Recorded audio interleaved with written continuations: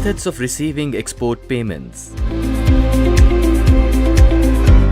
Our young entrepreneur Niku has got an export order. The prices and INCO terms have been negotiated. Niku has some doubts bothering her about the various methods of receiving payment. Does she receive payment before shipment or after? Can she be sure of payment after shipments? To answer her questions, we first explain what the various methods of payment in trade are. 1. Cash in advance. Here, buyer makes the payment before the seller ships out the goods. There is risk here for the buyer. Such terms are offered usually when the seller has a proven track record or the buyer knows and trusts the seller.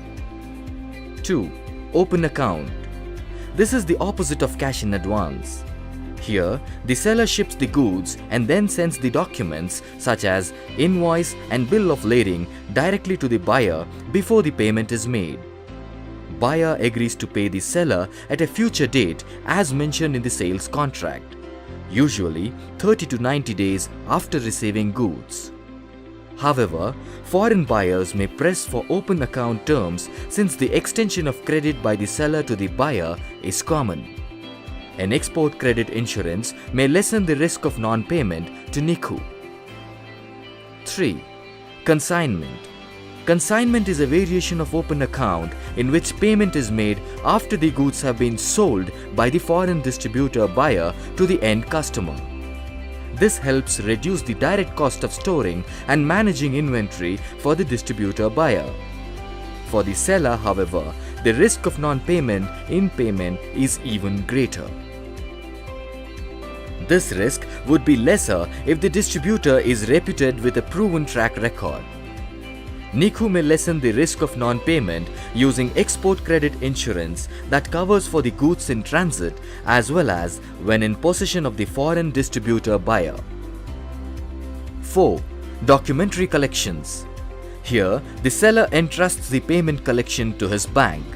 Niku's bank would send documents and collection instructions to the buyer's bank.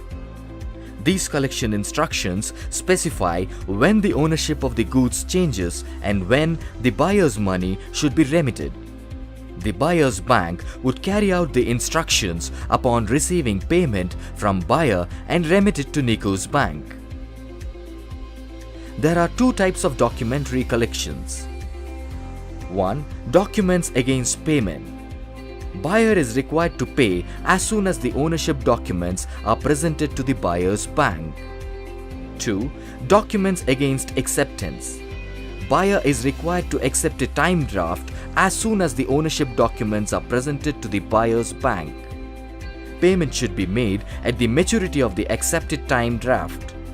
The time draft is usually for 30 to 90 days.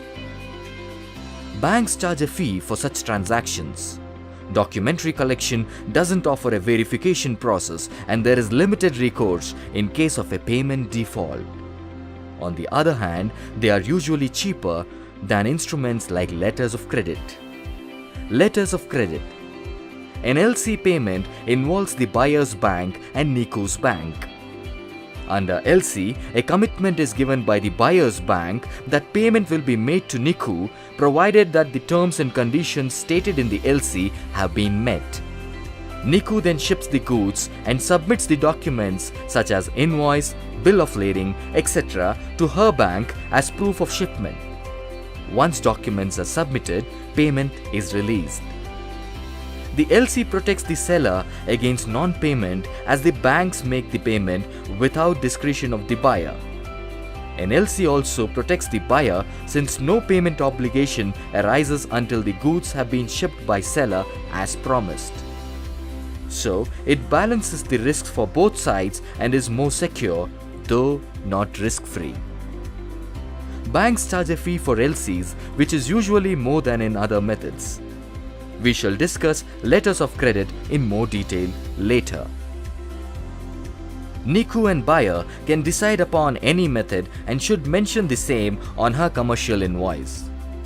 Lastly, she should consider taking export credit insurance when required.